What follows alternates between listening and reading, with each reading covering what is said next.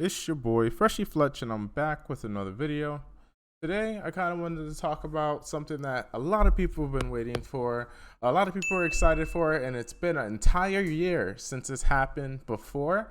And that is the new collab that should be coming out tomorrow, May 26th, according to Smilegate's post and their YouTube video. And there are two units that are going to be included here. The first one I just pulled up on my screen. We have none other than Rem. And the second one, who is also an ice unit, is going to be Amelia. These are the two units that you're going to have to pull for and that are going to be on the banner starting tomorrow. And there's going to be a third unit as well. And this one is going to be Ram, who I don't have geared right now. She's a PvE unit. She's not bad. You do get her for free, kind of like Soul. And you can use her in Banshee. Actually, she can be used in Banshee one-shot and maybe Expedition. I think she's actually decent in Expedition too. But I think I'm going to use her for Banshee one-shot once I get around to getting her geared. The first time she came around, I didn't get her imprints, so I'm going to try and get her imprints. Actually, I'm not going to get the imprints. It's not really worth it. I thought there was attack here or something like that. There's no attack. But just to go, I want to go over these units and just to see whether or not you'd want to pull for them. So first things first, let's start with Rem. When Rem came out, everyone thought she was completely busted. And you have to understand, when she came out, this was before Lionheart Surmia, and I think Rowana was still out, but the unhealable that Rem puts on her counterattack would stop Rowana from healing, and it was like she had nothing. There was nothing you can do. Before Pillus as well. Now she does have some more well-defined counters. So before I go into her counters, let me first go over her kit. So the first thing you'll notice with Rem is her passive. This is kind of where her bread and butter is. This is why you're going to pick up this unit. Her passive makes it so that if someone dies, whether it's on your team or the opponent's team, then she's granted demon mode for 2 turns. It can only be activated once every 5 turns. Basically, you're only going to be using this once per battle, in a PvP battle at least. And if an ally, except for the caster, is attacked, has a 20% chance to counterattack with Iron Strike. Iron Strike is not a normal counterattack, it's an AoE counterattack. And that I didn't even get into what Demon Mode does, but already her kit's like extremely busted, right? Iron Strike attacks all enemies, decreases their buff durations by 1 turn. So you can say bye to immunity or any 1-turn buff. And then on top of that, it makes them unhealable for 1 turn. So this is when, they try to slam that Rowana on you. Well, oops, you hit that demon mode. You hit that Iron Strike and their team unfortunately cannot heal, and Rowana becomes a little bit useless, just like a mini CR pusher. So this is her bread and butter. And demon mode, it doesn't mention it here in the tooltip, but demon mode cannot be dispelled. Demon mode cannot be dispelled. So not only that, when she's in demon mode, she is immune to all debuffs. There is no other character in the game that has immunity to all debuffs that cannot be dispelled. Rem is an extremely strong character. If you don't have anything to counter her, she will destroy your entire team. She's also good at anti-cleave as well. I'm going to go into her third skill next. Her third skill, it's more situational. It does decent damage. It gives her self-attack up before the attack goes off. So she's going to be attacking with attack buff. This makes her a very self-sufficient unit, and it makes it so that she can provide her own buffs at the same time not being able to be debuffed. On top of that, it decreases hit chance for the enemy, which is a very annoying debuff, and then it increases the combat readiness of Rem by 50%. What this does is it helps her get her next turn quicker. When you build Rem, a lot of times you're going to build her on a counter set, and I'll kind of get into that when I get into her skill 1. But you're going to want to build her on counter set, and you're going to want to build her with 0 speed, which is good, right? Because you're really depending on the counters from the counter set and the counters from her S2, which is going to give you the maximum amount of damage. So in that case, she really doesn't need speed. And the reason why I bring that up is because then it's kind of weird that she gets a CR push for 50% because you're making her faster. And the main reason you want it at 0 speed is because this demon mode, as I mentioned, you can only use it twice per battle. Well, on top of that, it lasts only for once per battle. Wow, you're only gonna use it once per battle. But on top of that, it's lost my train of thought. It's only active for 2 turns. So that's the big thing there. So you want to keep that demon mode on you as long as possible, and by getting combat readiness push of 50%, that's actually preventing you from being able to get that demon mode, which can be an issue. A slight issue because it just cycles out faster, so it's a slight issue, not that big of a deal though. It does bring into a second turn quicker, so even though it's kind of a negative, it's still a positive at the same time. Her S1 attacks the enemy with Morningstar, gives a 50% chance to decrease defense, and when she's granted demon mode, the caster attacks twice with the same skill. The soul burn actually increases the chance to 100%. So this is why she's on counter set, right? So you have her on counter set. The and for the record, only one AoE can pop off at a time. So she could either do the single target AoE from her S1 or the AoE from the S2, but not both at the same time. So the big thing here is when you pop off, when you hit someone with your S1, whether it be via counter or whether it be, it's her turn and she attacks, the first attack has either a 50 or 100% chance to decrease defense. And it doesn't mention it here, I didn't see it here, but when you're in demon mode, you also ignore all effect resistance. That means Ruel's, Chloe's, like Amelia's, like anything that has effect resist is no longer valid because you are ignoring effect resist, and then you can put this up to 100%, meaning if you can soul burn this, you're really able to one-shot like a lot of units, which makes Rem extremely, extremely powerful and extremely scary. Her biggest weakness, obviously, is going to be Violet. There's 90% chance that Violet will solo your Rem. 99% chance that Violet will easily solo your Rem without even having to take a turn. I guess Pillis, like I mentioned before, Lionheart, Sirmia, since she does counter attacks, anything, and even Rwanda just a little bit, but anything that does counter attacks or that counters counter attacks is going to be an issue for Rem. So that did bring down her power level just a little bit, but at the same time, even with that, she's still a very strong champion. So I still recommend that she's worth your pull. Anyway, let's go on to Amelia. Oh, before we move on to Amelia, there is one thing I wanted to mention.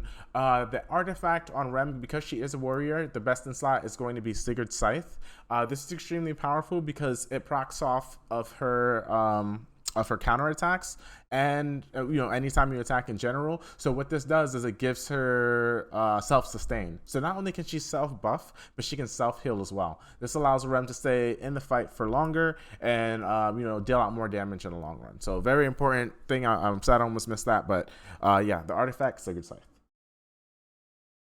Okay, so in the second unit I want to cover is going to be none other than Amelia. Amelia is a Ice Soul Weaver. She actually is a very offensive Soul Weaver, and I'll show you that as I get into her kit. But basically for her, any artifact, I'm just going to start with the artifact now so I don't forget it, but any artifact is honestly good, but there are a couple ones that stand out more than the others. I personally like Wondrous Potion Vial, just in case she gets locked down. A lot of times she can cleanse herself. But there's also, there's so many good ones. There's Bastion of Hope, which is really good. It prevents her from getting locked down. There's Shamadra Staff, Celestine, which is really good. Even Tome is really good because you'll see from her kit that she cycles so fast. So using Tome allows her to cycle even quicker. We covered that one. Water's Origin is good as well. It gives her some CR push, also recovers health, makes her like really tanky and hard to kill. So Weavers have access to a lot of good artifacts, so you can kind of switch it up to whatever's best for your play style or what you have available.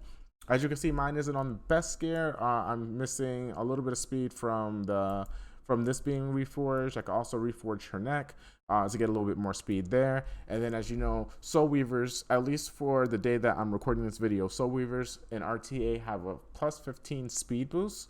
So that's that also was applied here as well. You can make her faster. Most people like their Amelia's closer to 250, maybe even 260 if you have the gear for it. I don't have the gear for it right now, so I kind of have her on, whatever I can put her on. My speed gears on my openers, on my contesters. So she's using B tier gear right now. But even with this gear, she's still not fully awakened. She is still doing work. Let's go ahead and get into her kit. So for her kit, we'll start with the S2, kind of like we did with Rem. This is kind of her bread and butter. I mean, her S2 and her S3 are both pretty good, but her S2 is what changes her, or what separates her from other Soul Weavers in this game.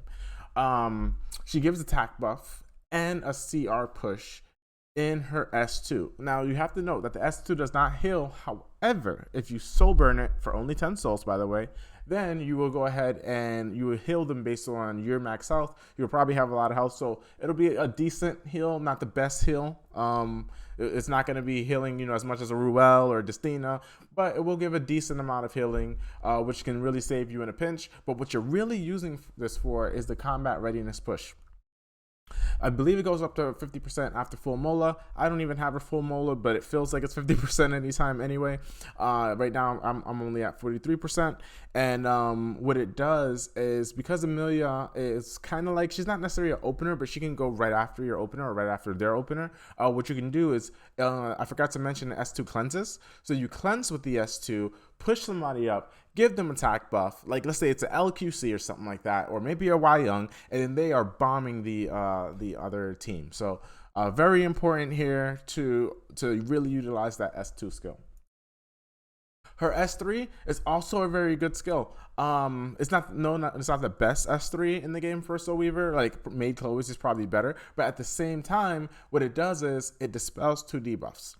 This is very important, because if your team just got locked down, let's say you have your Amelia on effect resist, they locked down your team, everyone's silenced, but Amelia resisted, boom, she's cleansing your entire team. Not only that, she's healing them. And on top of that, she even gives a barrier on top of that. So she's really good at keeping your team alive. This is on a 4-turn cooldown. However, her Spirit's Blessing, which is the CR push, is on a 2-turn cooldown. So what you're finding yourself doing a lot is, with her rotation, she'll go ahead and S2, she'll push somebody up. And then her next turn, boom, she hits him with the S3, cleanses debuffs, puts up a barrier. Boom, next turn, now her S2 is only on a 2-turn cooldown, so she's S2ing again. So she hits him with someone else or the same person. And if you have souls, you can soul burn it. So you can heal that person, push them up again. Like, she gets so many turns, she makes your team take so many turns. It's absolutely ridiculous.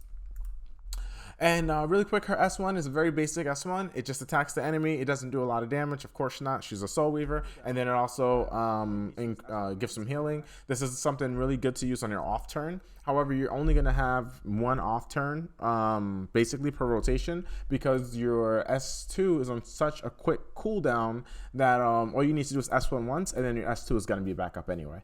So every once in a while, it just, gives you healing, it's whatever. It's a basic Soul Weaver S1. But how fast she is, and the CR push that she gives, which I thought that she gave CR push in, oh, here it is.